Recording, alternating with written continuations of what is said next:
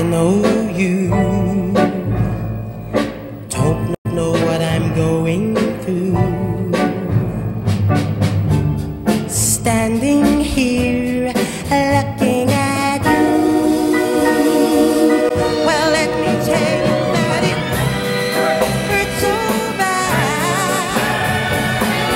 It makes me feel so sad. It's gonna hurt so bad to see you again. That video that you just saw was Little Anthony and the Imperials back in the late 1950s. The year, 58. 1958, when they hit with Tears on My Pillow. There you go. And Tears on My Pillow had the introduction from one other famous song. Where'd you steal that introduction from? What, Tears on My Pillow? Yeah. Oh yeah, the background was there. If you listen to we stole that. the Penguins. Yeah, and Earth Angel. If you hear that song begin and you hear Earth Angel begin, you got to be on your toes to tell the difference. Because if you don't know which one you're getting. You want to hear a story about that? Yeah. Okay, here, listen to this. We went in the studio. We had Two People in the World, which was the flip side of Tears on My Pillow. Written by? Ernest Wright and Richard Barrett. One of the guys in the group. Yeah, Ernest Wright was second tenor, and Richard Barrett, who started us, All right, but back in 1958, when we were in the studio, George Goldner, who owned N Records, said, G Records. Yeah, G Records. He started, Frankie Lyman and anybody. But nevertheless, he says, "Hey, I gave you guys a song called Tears on My Pillow. Did you record? Did you rehearse that?" And of course, we didn't because we thought the song stunk. He goes, "You didn't rehearse that song? Go in the back room and rehearse that song." So we went back there and we started rehearsing. And we were going, "Well, what are we going to do for background?" I go, let's do, how about that Penguin song? Ooh, ooh, ooh, ooh. And then we go, ooh, why? And we put the harmonies together back there. And we came in the studio. And in those days, it was only a 4-track, so you can't be fooling around. You had to sing. You couldn't stack, and cut, let's do this part, and let's do that part. You had to go in there and do the whole thing. We rehearsed for about an hour and a half, went in the studio and cut Tears on My Pillow. What studio? Was that Bell Sound? The first studio we went to cut Tears on My Pillow, yeah, it was, I can't remember back that far. That was before Columbus. That's way back. Yeah. Either with Bell Sound Studios on 53rd Street and Broadway, or there was another studio in 1650 Broadway underneath called, can't think of the name of that studio. It was a great studio. I just sat and talked with Bill Reed, the bass singer with Jay Siegel's Tokens. Yeah. And he was telling me about that studio. He went to, that was Allegra? Allegra, that's what it was, Allegra. Allegra? Or there was Mirror Sound. Yeah. Those were the big three that everybody recorded these great songs in those studios. Yeah, well, it could have been Allegra, and it could have been Meros Sound, but I think it was Allegra. And that's before Bell Sound Studio started. And Bell Sound, of course, had some great big artists that we recorded in there, all the Randazzo hits, and a lot of other great artists. Nevertheless, that is how Tears on My Pillow began, and that's how we stole it. We didn't know what to do, with a song that we never rehearsed, so we stole the Penguins' background. All right, so when you guys stole it, there were 5 guys in the group. 5 guys. Who were they? All right. Tracy Lloyd was the first tenor. Gloucester Nathaniel Rogers, who was the bass singer. Ernest Wright, who was the second tenor. Clarence Collins, which is me. I was the baritone. And Little Anthony Gourdine. He was the lead singer. Well, he wasn't Little Anthony when it started. He was Anthony. He was just Anthony, yeah, he was. But how did he get to be little when he was growing bigger? Well, you've heard of Alan Freed. Oh, everybody knows Alan Freed from my hometown. W.I. Rock and roll capital of the universe. All right, Ohio. That's right. He did come from Cleveland, but he came to New York after he left Cleveland. WINS, 1010 radio. That's it. And he heard Tears on My Pillow, and he says, "Who?" And somebody called in a request and said, "Who's that little girl singing Tears on My Pillow?" He goes, "That's not a little girl, that's Little Anthony." Bing, and then it stuck. So George Goldner, the head of the company, heard that, and he goes, "What a great idea. I'm going to change the name to Little Anthony and the Imperials." The first record that ever came out, it says The Imperials. You guys didn't start off as the Imperials. No, we started off as the Chesters. Okay, who was in that group as the Chesters? Tracy Lord, Nathaniel Rogers, Anthony Gourdine, Ernest Wright, and Clarence Collins. Now, Anthony came over from the DuPonts. Yeah, DuPonts, yeah. The DuPonts was a group. How it happened was, it was just the four of us that went down and had an audition for this company. And Ernest was singing lead.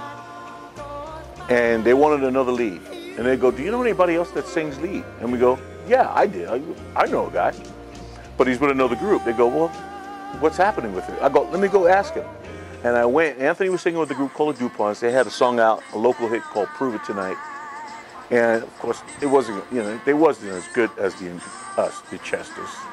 So, and Anthony always said that. So we asked him, and he goes, hey man, we have a contract. If you can get in our group and rehearse for 2 weeks, we can get this contract. You know, George Goldner, Richard Barrett, N Records, the Chantels are on that label. I mean, we got it made. And they go, what? Yeah, that's the same guy that created Frankie Lyman and the Teenagers. And he said, okay, I'll do it. And he quit the DuPonts and he came with us. And now you are covering so much rock and roll history so fast in just a few sentences. So much is happening. But while you guys are creating this, your first hit, and you're going from the Chesters to becoming the Imperials, yes. Little Anthony and the Imperials, over in Detroit, there was another group called the Miracles who were trying to establish themselves as a recording group. And to get on records, they even came to End Records.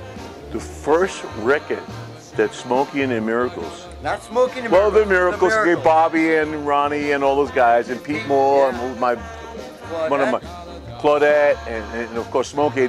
They were like, we were like that. Yeah. All right, and but Berry Gordy didn't have a distributor, and he came to N Records, and he had George Goldner distribute the first record on the Miracles. Were you there? Did you see them? Did you, not knowing who they were, but did you see them when they came to George Goldner? Were you guys in the studio? Were you hanging around? No, I saw them, but I didn't hang around. Right. You know, yeah, I remember that. They came there because of your success. We got this group here, they're doing so well. 5 guys out of Brooklyn, and we're in Detroit, we're just starting, hey, they're doing, let's go there. Because they came there, nothing really happened, and that's when they went to Chess after that, and then they came back to Motown, and that's when they created their own studio. They had their own studio. They had Barry, they had Smokey, their own label, and of course, you know, Smokey's a great writer, and he wrote some great songs, and that's how it happened for them. And you know, years went by. They wanted us to go to Motown, but we never did. Is that I think right? Suzanne DePass wanted us to come over. She just liked the way we were, our look, you know. Yeah, I remember watching you on Dick Clark, Tears on My Pillow. I was 9 years old, Clarence, but I remember seeing that. You were 9? Well, that was a long time ago. That'd be at least 10 years ago. But it was way back, and I can remember seeing you guys on the black and white TV. And my father would come home, why aren't you guys out playing baseball? Turn that rock and roll off. And that was the reaction to that. Little did he know that 50, 55 years later, I'd be sitting here with you in Las Vegas talking about the history of this group. That was everybody's favorite. Everybody's favorite. Man, what are you doing? I remember I used to, you know, I played hooky from school one day, and I was rehearsing the Chesters. This is before the Imperials, and I had a piano in my house, and I lived on the 4th floor in the project in Brooklyn. And I ding, you sing that note. Ding. This is from the 4th floor because I played hooky. My father made me stay in the house. But we didn't want to stop rehearsing. Right. Isn't that amazing? I never forget that story. Everybody, ah. Now, was music in your family? Yes, my dad was a keyboard player. My sister Muriel sang with Etta James, and there was Etta James had a group called the Peaches. It was Etta James and the Peaches way back, and she sang with that group. Your sister was one of the Peaches? Yeah, Muriel Collins. And then my other sister, Annette, used to sing with a group called the Aladdins. Remember the Aladdins? The Aladdins. Now, there's a group called the Aladdins, and there's a group called the Aladdins. Yeah. Well, this is the Aladdins. Bobby J. Bobby J. You yeah. sang with my sister, and my sister's husband and his brother. I've got some of their music. Yeah. Yeah. Bobby was a great guy. He's still a great guy. Yeah. I see him periodically. He does a lot of emceeing of concerts. Yes. And your sister was in that group. Yeah. So, and then, of course, my brother Charlie was, he played the sax and the flute, you know. He just did jazz and stuff like that. And he was the first guy in my family. It was a big family of us, musical family, that taught me how to do harmonies on the keyboard and the piano. Because look, when you play this note and you play that note and you this note and study that stuff, man. Go to school and study that stuff. Man. Of course, I didn't listen to him, and years went by, and then I went back to school and I studied a little bit of music. I did 2 years, 2.5 years. No. Your head's gonna be red. Hey, edit that out.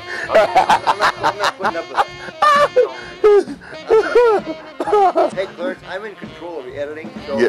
so this might make you look pretty silly. So I'm going to look good on this thing. And Yeah, I know you are. You look good anyway, man. Okay, It's so nice seeing your face again.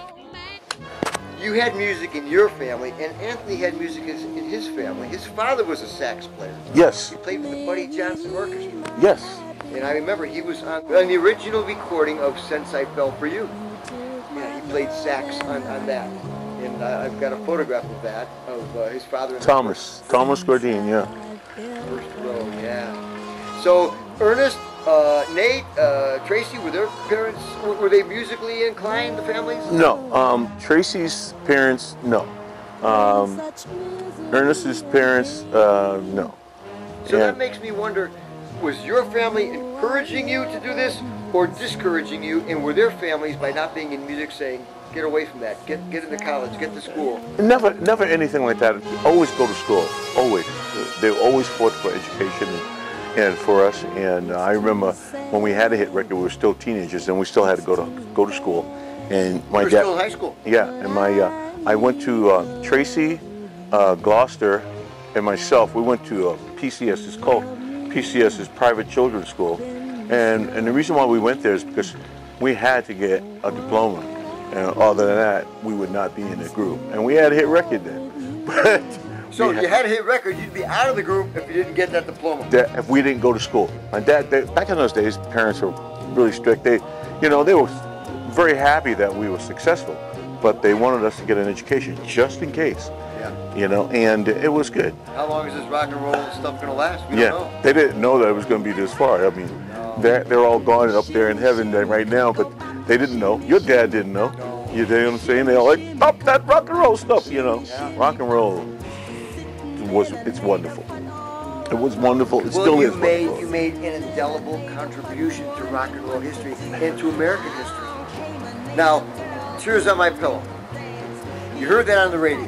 Yes. How did it feel for you and the group to hear yourselves coming through that little box? Want to hear a story? That's why I'm here.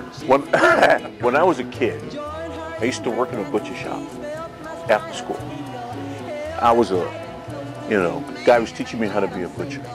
And so one day I went to work after school, put my apron on, was getting ready to cut up some chickens. And the Tears on My Pillow came on the radio. Number 1 today, 111. Remember those days they had the echo thing? Yeah. And then he goes, no, I go, hey, Joe, that was the guy that owned the place. That's me. He goes, what? He goes, that song right there, I heard that before. I go, that's us, man. He goes, what? I go, Joe, number 1. I was taking my apron off. I'm out of here. Joe, I gotta go. He was like, no, Junior, at least wait for another week. I go, no, I gotta get out of here. And I stayed there for the day, but I didn't go back to work there. I mean, and I was doing pretty good working there, making $60 a week as a kid. Yeah. And back in those days, that was great money. And it was so good. And then I got home, and they still had the rotaries. Couldn't wait. Call Anthony. man, did you hear that? He goes, yeah, man. We're number one. Ernest, did you hear that? We're number one. Tracy, too. We were like going crazy. Ah, we got number one. Then what? On tour? No.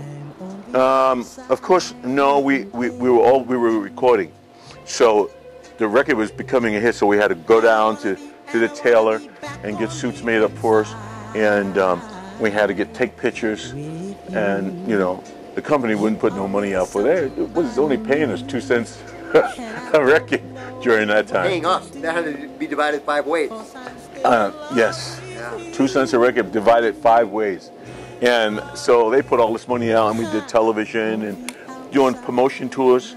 We went on promotion. Yeah, we were in your town, Cleveland. Yeah. That's one of the main towns back in the day that was rock around. You were? Oh man, no. Yeah. Name of any place like Gleason's or. We played a place in Cleveland on Euclid, where everybody played. Temptations. Everybody was a. Oh, that was later. That was Leo's Casino. Leo's Casino. Well, how much later was it? 60? Yeah. Well, Yeah. no. It had to be after 64. It had to be after 64 if we played Leo's Casino. Oh man, but it's such a long time ago. Yeah. But we were in Cleveland. We did Cleveland. We did Pittsburgh. We did all these places, and this was just promotion. And we did. I remember playing the. You probably went to the WHK radio station in Cleveland. Yes, we did. Yes. That building is still there, and they had WHK in the tile in the floor. main Yeah. entrance when you walk in. Yeah, I remember that. It's still there. It's now the Agora at 50th. That's the building you played in when you were inducted to the Rock and Roll Right, Hall of the Fame. Agora. I have Yes. a nice poster of that. That's where you guys were sitting out signing your CDs. That was the entrance you walked in. That main. That's an old building. Man. It is. Yeah. My father used to work. My father was a construction worker, and he worked in that building back in 57, 58, 59. Joe Finan was the DJ, and every day he would send my father home with a stack of 45s for my brothers and I. No kidding. He'd bring them home, and we had everybody's records, multiple copies of it, and of course my mother threw them in the trash years later because we weren't playing these 45s. So Up in Smoke, I remember your songs too. Everybody was in there. Those end records. I still have 78s. Yeah. Well, I wish I could say that. And you know, it gets my sisters and brothers, of course, all older than me, and they saved those 78s, and I still have them. Yeah. You know, some of them broke when I moved, but they're like, oh no, you know. But I have a stack of 78s and 45s, of course. Of your stuff. The only 78 I don't have is Tears on My Pillow and Two People in the World, on that big giant 78 platter that just had the Imperials on the bottom. I wish I had that. You know, and I know there's somebody around here in this country that has it, but you know, the collectors, they're not getting rid of that at all. You know. All right, so I had the 45 though. 45 came out about a year and a half, 2 years later. Well, they introduced 45s in 1957, but not solely. They 78s and 45s for the same record. Right. They were just introducing the 45s. See, I didn't know that either. Yeah. But I know that after the 78, then of course they switched over to 45s. So after Tears on My Pillow, after you guys got all suited up, got ready to do your touring, what happened with Little Anthony Imperials? What came your way next? Well, we did Tears, we did Two People in the World. That and was then, the flip side, but yeah. by Ernest. And then we did Shimmy Shimmy Cocoa Bop. Okay, that was 1960. Yeah. All right, tell me about that song. I love the song. I don't want to offend anybody. You know, You don't understand. The kids in the suburbs. they loved it. Okay? We ate it up. When we heard it, we were singing it in the playground. We were playing baseball in between innings. We'd be walking back to the bench, get our gloves after our team was out. We'd sing that as we took our positions in the outfield. Yeah, Shimmy Shimmy Cocoa Pop. Well, that song came to us in 1960 by a guy named Bob Smith. He's from, his name sounds phony, don't it? No, Buffalo Bob Smith, if you remember him from Yeah, I know Howdy Doody. You know. You see, throw Bob But Smith. this guy's name wasn't Buffalo. This guy's name was Bob Smith, and he was from Massachusetts. And he wrote this song. He was a kid. That was El Morocco. The El Morocco's did that a couple years before you guys did that. Shimmy Shimmy Cocoa Bop? Oh, yeah. I never heard it. Are you serious? Are you serious? Clarence Collins. You didn't know that. No, I didn't. They did that 2 years before you did. Shimmy, shimmy, cocoa bop, the same lyric. The same lyric, everything. I mean, not as good. They didn't do it anywhere I near. never knew that. I remember Tupac was good. They had a group called Digital Underground. They had a little bit of it in there. Did you know that? Ah! It's the truth. It's the truth. Digital Underground with Tupac Shakur had a little bit of shimmy, shimmy, cocoa pop in their song. I don't think that when that song came out, I mean, I didn't dislike that song, but Anthony never liked that song. Yeah. He'll tell people that today. He does. He still says it. He don't like the song, but you know, it was a hit record. So yeah, I loved it. 4 million copies. I mean, you can't go wrong with that. But I love to watch you guys perform that on stage. You got so much life, so much enthusiasm. It's great. Yeah, it was for good. not liking it. You guys did well. Well, it was only one guy that didn't like it. Oh, okay. Oh, okay. The other guys liked it. Yeah, Ernest liked it. Tracy liked it. Nate, which is lost to Rogers, he liked it. He's in contact with me all the time. Every week we talk to each other. He's doing great. He's doing great. Yeah, I will. I got his email. I'll send him a copy of this when we get this up on YouTube. Please. Of course, I'd like for you if you know Tracy's family. I do. Yes. I sent them. Remember the big posters I gave you guys of the record labels and the photographs. Yes. Okay, I sent one to Tracy's widow. Yes. Yeah. He's. I'm sorry he's gone. He was a good buddy. Good. Well, guy. tell us. The group went from 5 guys. You lost Tracy. We lost Tracy and went to 4. When did Of course, what happened was the group actually. Tracy got married, and he didn't want to sing anymore, and so that's down to 4. And then Gloucester Rogers went into the service, and when he came back and he became, you know, the subway system. He became an engineer in the subway system. So it was just Ernest and I standing there looking at each other, and Anthony, and we go, hey, what are we going to do? So Anthony had left during that time. So it was just Ernest and I. We were like, so Anthony left after Shimmy Shimmy Cocoa Bop? Yes. Okay. Then Sammy Strain got it. We knew Sammy from a group called they had our Rubber Biscuit. Remember Rubber Biscuit? No. Cow cow go cow cow da da da da da. Was one of those. What was that by? The Chips. You never heard of the Chips? You know what? Yeah, I've got a compilation of all these old records from these New York doo-wop groups, and I'm sure that's in there. I'm sure I've seen it. I just don't remember the song as I see it now. Yeah, this was a Rubber Biscuit called Rubber Biscuit. Sammy was in that group. Now, did you know him from the old neighborhood at all? Yes. Okay. We knew Sammy.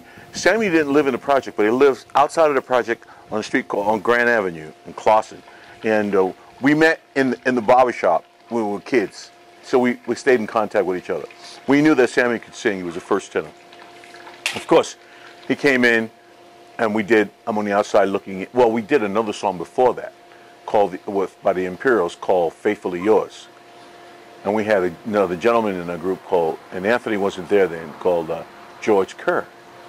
Now, George Kerr became a producer of do you know who George Kerr is? K-E-R-R? Yes. I know the name. Yeah. He became a good producer. He did a lot of good things for a lot of people, a lot of groups, and we had Richard Barrett put us together, and we recorded a song called Faithfully Yours. And if you don't have that, I do. Then Anthony got back in the group, and Ernie Montanelli, who was our manager during that time, decided that he met Teddy Randazzo, which we met Teddy years ago, because he was with a group called the Chuckles? The Chuckles. And he did a lot of movies back during that time, and he was really good. And he's a great writer and a great arranger. He was in an Alan Freed movie. Yes, he was. He was in Rock, Rock, Rock. That's right. With wasn't Little Richard in that movie too? Little Richard and Frankie Lyman. Lyman and Teenagers. Yeah. And then there was he was a protege for Don Costa, who was a great arranger for Frank Sinatra and all the big guys. You know. And he decided he wants to produce us. So we went down and he gave us these songs like Outside Looking In, Take Me Back, I Miss You So, Going Out of My Head, Hurt So Bad. He even wrote a couple of songs that we didn't do. Called It's Gonna Go Take a Miracle, and another one. And It's Gonna Take a Miracle came out by the, I know. That's a girl. Yeah. I can hear it. I can't remember what that is. But also Denise Williams did it. Yes. Yeah, but the girls group was called It'll Come to Me. You know. Getting old is not consistent. So it's not getting old. It's so much music going So through it the is. circuits. Okay. Exactly. So much history wrapped up in there. And then, of course, then this went on until we went to Tom Bell over and Linda Creed. Philadelphia Soul. Yeah. And Tom Bell and Teddy did a CD on us, two sides. It's called. I have it in my car. I'll give you one. It was like, I'm Falling in Love with You. Remember that? That all the way to 1972. And then, of course, we... You are rattling off so much history. You know, in the beginning when you asked me a question, you asked me who started the group. And what happened was, I started the group of Chesters. It was Ernest and myself. And we got Tracy and they came along. We had another guy named called Junior Donahue. He was in the group. This is way before Anthony. But we were called the Chesters. We used to go around and have, you know, battle of groups all over Brooklyn and win every time. So we used to go to battle of the groups. This is before Tears on My Pillow. They wouldn't let us win because you guys are professionals. Yeah. We're not professionals. Yes, you are. You're always winning. You got all these statues and. Did you play the Apollo? Yes, we played the Apollo. We played the Apollo before. The Chesters played the Apollo 2 years before Tears on My Pillow came out. 56, you played the Apollo. Yeah. And with back then, Ernest, myself, Tracy, Nay wasn't in the group yet, and Junior Donahue. Ronald Ross. Yeah. Now, this is back when the Cadillacs were playing the Apollo. Man, the Cadillacs, the Moonglows, the... oh man, these groups are Flamingos, the Dubs. Oh man, there's so many. I can't even think. You know, the Drifters. I mean, the Platt. These are all original people. You know, just all originals, man. I remember going on tour with all the original people, man. I couldn't believe it. I was like, what, 16, 15? I was like. Original Drifters, oh my God, the Richard Coasters. But I'm like the north-wind mountain. You know I'll bring her. Yeah. Clyde McFadden came from Billy Ward and the Dominoes. Jackie Wilson took his place. Jackie Wilson was with Billy Ward and the Dominoes. It was like incredible. We used to travel. We had Irving Felt used to give a tour. The Irving Felt tour, 1959. I have a poster. You know, straight up buses, nothing laying back, none of this Covey, no cots, no nothing. It was like, I remember Johnny Maestro in the Crest. Remember Johnny, the Crest? We were all on the bus together. Like Johnny used to sit next to me. He goes, man, it was so much garbage going on down in the South that he used to be dangerous. We've set up a 20-man committee to do away with this vulgar, animalistic, nigger rock and roll pop. Did you see the Drifters? I was told when they were on those buses went in the South, they brought 38s. Did you see any evidence of 38s, guys carrying weapons? Yes. Yeah. I'm telling you the truth. We're from Brooklyn. So we didn't understand none of that stuff. We saw this stuff on television. You heard about it. Yeah, but we never experienced it. So we got to Texas and we all bought pistols. You know? What year? This was 1950, end of 58, on into 59. After Tears on My Pillow. Yeah. And because we were scared. Sure. And we were always being harassed by it. You know, you go down to Georgia, you know, and those people are looking at you because, you know, I don't blame anybody for that. It was just conditioning of what was happening in the South during that time. So, you know, it's like, you know, when your parents raised you, they condition you one way. You dig what I'm saying? They didn't see color, you know. All they saw was the person, and that was it. And if they saw color, it's because they were prejudiced. They didn't know that because their parents taught them how to be that way. And back and back and back if you go through all that kind of stuff. Thank God for today. I mean, it's still going on, but it's right. Not as bad. Not as bad as it was. To a degree, yeah, but not as bad as it is. And that has nothing to do with black and white anymore. It has something to do with everybody. It's everybody. You know, I don't like you because your eyeball is on the left side of your head. It's on this side and not in the socket. You know what I mean? That kind of garbage. Yeah. So, yeah. But you know what? Rock and roll in itself brought all these people together. And it still is. You know, on television, you see it. You see black and whites together, holding hands, babies, this, that. You know, rock and roll did all this. And this is true from my heart. True from my heart. Because they used to go to concerts and they sit there next to each other and they found, oh, this guy's not as bad as my father told me he was. Right. You know what I mean? He's into the music just like me. There's no reason for me to hate him. Well, this guy is cool. And they become friends. And then the kids became friends and friends and friends. And it just kept moving. It is still. It's because of the rock and roll music. It has nothing to do with, you know, conditioning anymore. Because if you're conditioning your kids today, you're not conditioning them through rock and roll. That's so right.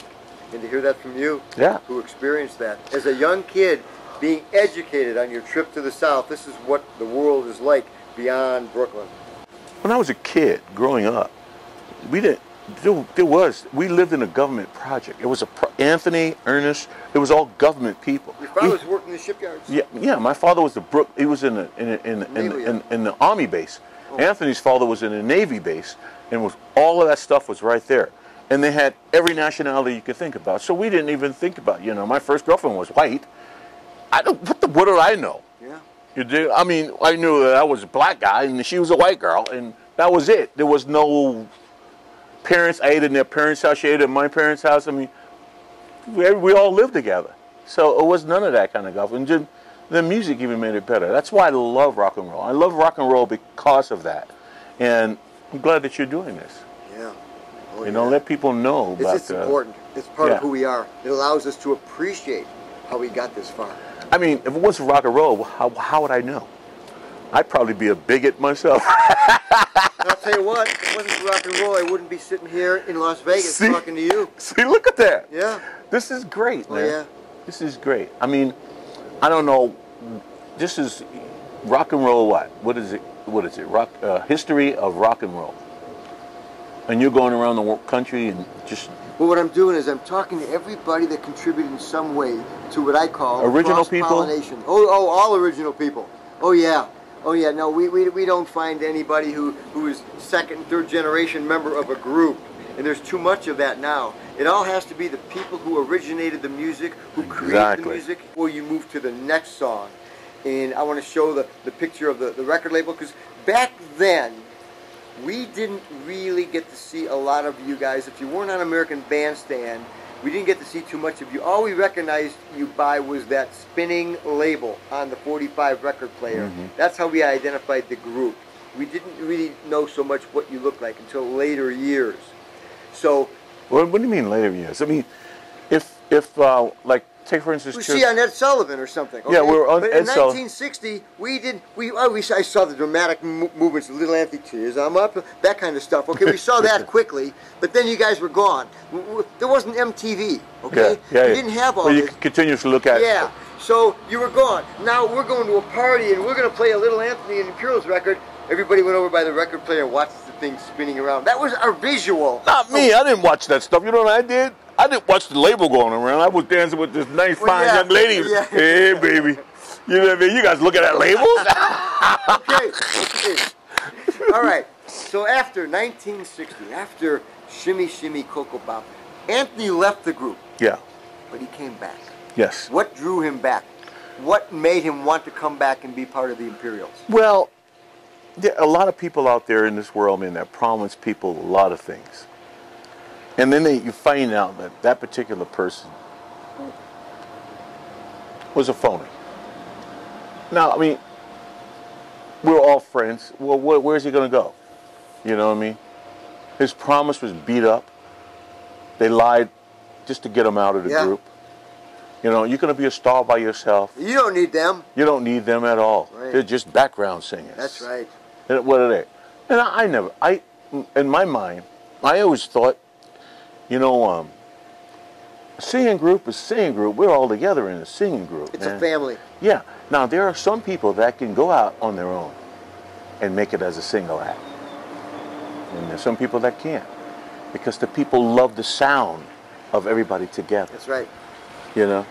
And then you could go out and put a record out yourself, and people don't like the sound because it's not the sound that they love. It's not the what same. you recognize. It's like we went out at 1970, in 75, 78, okay, and put out a song called Who's Gonna Love Me? It was a disco thing. And it became a big hit all over Europe and in the Orient. Now, number 50 here. And Chris Blackwell was the guy that backed that whole thing. Island Records. Island Records, right, with Bob Marley. And well, we toured with Bob Marley, the group, the Imperials. We toured with Bob Marley and the Wailers. We toured with so many people, Tavares over in Europe. We toured with all these guys, all these people, the Drifters. They were over in Europe during that time. Oh, yeah.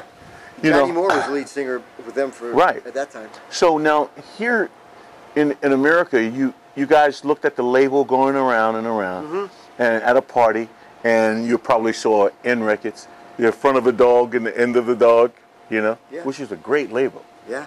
I have a history on that too with George Goma. They had a history on that. I can give it to you. And then DCP, Don Costa Production, which was Teddy Randazzo, 1961. 62, when I'm on the outside look came in. On the outside looking in. Yeah. How did that song come your way? What did you think of it when you first heard the demo? What did you think about you guys recording it? All right, outside looking in. I love it. Okay, me too. Now here's a song, and I can continue after I say this. Outside Looking In came out because of a broken heart. Oh, Teddy was always writing about his own situations, his own story. Teddy Randazzo wrote about his loves and what happened. He was a real... Could be such a glorious story until you came my way and put the glow in glory. He was a realist. He was so real. You know, he used to work here at the Thunderbird years ago, and he met this gal, and they got married. And she broke his heart. So he went back to New York, because that's where he was raised, in Little Italy, down there. And he wrote, I'm on the outside looking in. And I want to be back on the inside. And he found out that she was with somebody new, and he don't know what to do, because he's still in love with her, you know?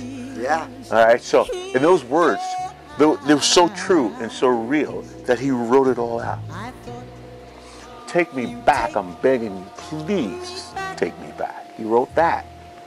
He wrote, I'm going out of my head. Well, I think I'm going out of my head, because I can't explain the tears that I shed over you. You know what I mean? It hurt so bad. He was like, we were like, oh my goodness, you know? But they were all coming your way. I mean, what did you do to benefit? We were, here it is, here it is. The sound of Little Anthony and the Imperials was romance. Yes. We were always a romantic singing group. Because when Shimmy Shimmy Cocoa Bar came out, we were like, hey, this is off the, this is off the block with us. Because, but we always sang, I'm just two guys of people, and why can't we fall in love? Tears on my pillow, pain on my heart. You know, we were like, you know, romance, and everybody, you know, they just love wishful thinking, you know, all the songs that wasn't hits, but they were all love songs. Teddy Randazzo found the group Little Anthony Imperials that could sing his songs and make big hits out of it. Little Anthony Imperials could perfectly interpret what Teddy wanted to say. Exactly. So you were his outlet. Yes. And it was just perfection. It was beautiful, man. And we felt him. We felt what he felt, but not lived it like him, but we felt it. I mean, it was like, because we're sensitive in that kind of thing, you know what I mean? Oh man, this guy was really hurt, man. You know, and he would sit there and play the piano, and you see a tear come out of his eye while he was playing it, and he'd go, okay, you guys, just do it, and we just went right into it. You know, it was like romance, man. There's nothing better than romance but God. It's something that everybody understands. Yes. And Teddy found the best way to express it, and he found the best vehicle for expression. We were very fortunate because I really believe that not any group, but some of the people, the groups that can really sing, if they would have ran into Teddy before we did, he probably could have brought it out of them. But that wasn't their destiny, it was ours. Right. And it was beautiful, you know. And I wish Teddy was here today because I love that guy.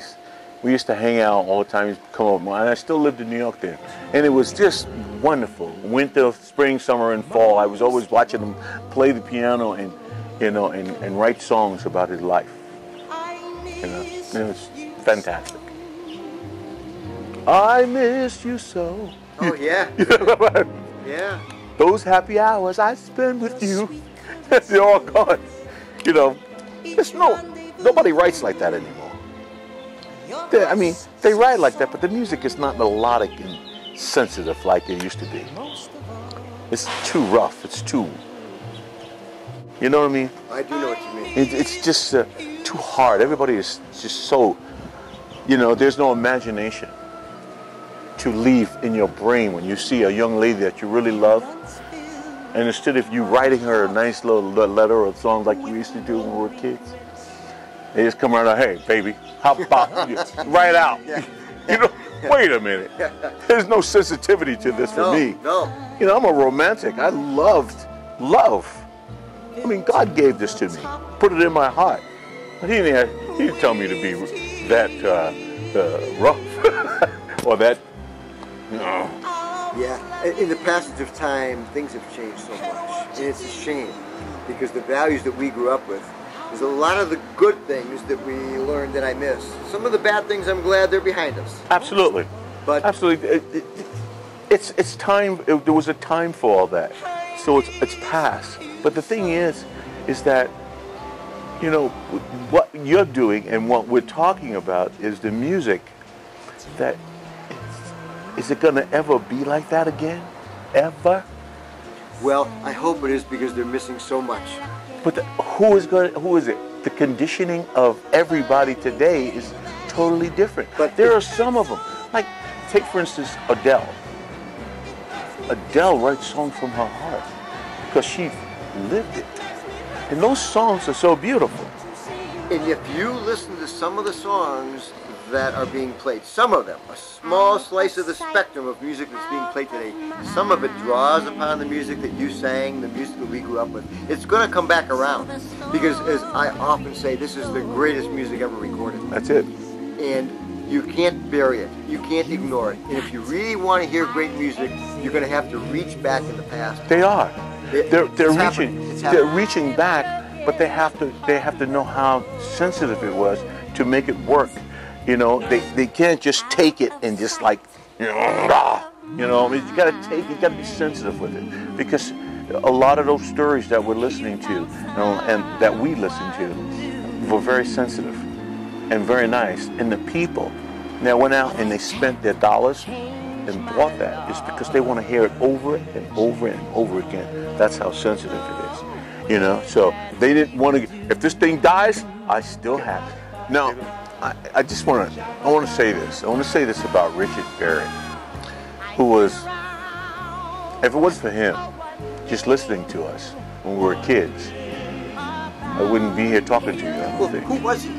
Richard Barrett was before Berry Gourdine. And what I mean by that, as a producer, A&R man for George Goldman, you know, Richard Barrett. Didn't he live above the storm? Didn't he live above the... No, Richard was from Philadelphia. All right, and he after he came out of the army,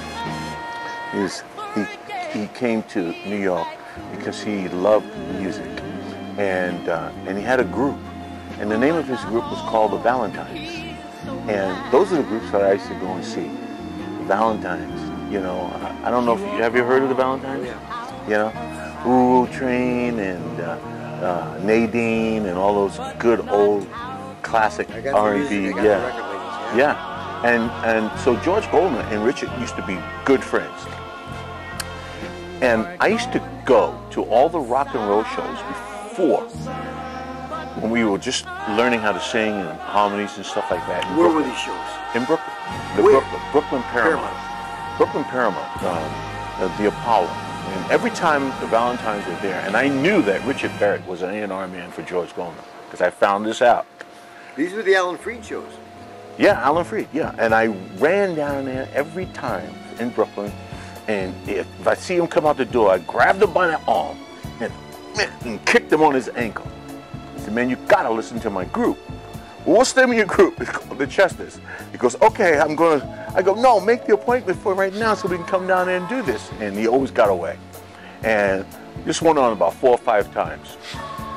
Finally goes, I can't take this anymore. I'm tired of you kicking me on my ankle. Come on down and come to the audition.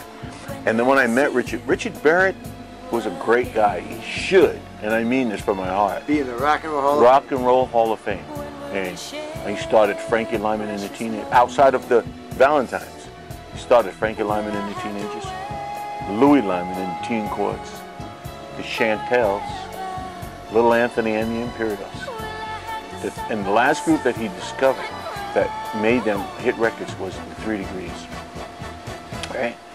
But before that, he bought groups back and got them hit records in records like the Flamingos, the Dubs, I can't think of all the groups that he just made hit records from. Flamingos had some great records out, but they never were #1 records like Richard. That's how they ended up on End Records with Yes. I Only Have Eyes for You. Because of Richard They were Barrett. from Chicago. Yes. They were singing with Chess. Chess. And they more or less ran their course. Their shelf life expired, but he resurrected them and he brought them to New York. Yes. And the Dubs also. So what you were saying is absolutely correct. Everything he touched everything. he touched Yeah. turned to rock and roll gold. Yes. He did. That's what he did. Yeah. Starting from all the way back. And the only group that he was singing with, the Valentines, never had a gold record. I mean, they were But local. maybe that's the reason, because he turned his attention to the other talent that he saw. Yes. And he could handle 5 groups, bringing them up, as opposed to devoting all of his talent to his own group. That's it. And he appreciated what they were doing and wanted to be a part of it. And he was. He helped launch rock and roll from the streets of New York. That's right. Because we'd have never heard of Little And then Little Philadelphia. Anthony. Yeah. And then where he was from. So no, you never heard of Little Anthony Imperials until Richard Barrett grabbed us. Yeah. You know, and in the Chantels, you know, from the Bronx. You know what I mean? Frankie Lyman from Manhattan. You know, and the Teenagers and Teen Courts. That's him playing the piano on you know, those songs, you know, on the beginning F of the sharp. Chantels. Yeah. That's Richard. And he was your friend. Richard, I loved Richard, man. We used to hang together. We used to talk nothing but music. I studied him, you know, because Now, you knew him from the late 50s until he died. I knew Richard from 1956, 56, 57, until he died. He was your friend up until his death in about 5 or 6 years ago. That's right. Yeah. Good man, and obviously you owe a lot to him. I owe him everything, all the success, you know, you know, just, I don't know, it could have been just God directed me in my heart towards him. For some reason, I could see that he was the guy that was going to get us off the ground, and he was. Well, the gravitational pull of Richard Barrett contributed so much to so many great artists. Yes, he was. Yes, he was. So I just wanted to mention that to you because he was so great. So the sensitivity of the music is so nice to me. And I know it's nice to you because you're here. Yeah. You're doing it. You're doing Exactly right. You showed up, right, buddy? Okay. You're here live, you know. Yeah. But Yeah. I'm going to take you back.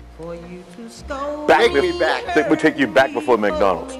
Back from when there was a Sputnik, you know, think of those things back then, okay? That's when we were here at Little Anthony Imperials. Well, you said it, so I'm going to take you back. All right, take me back, buddy.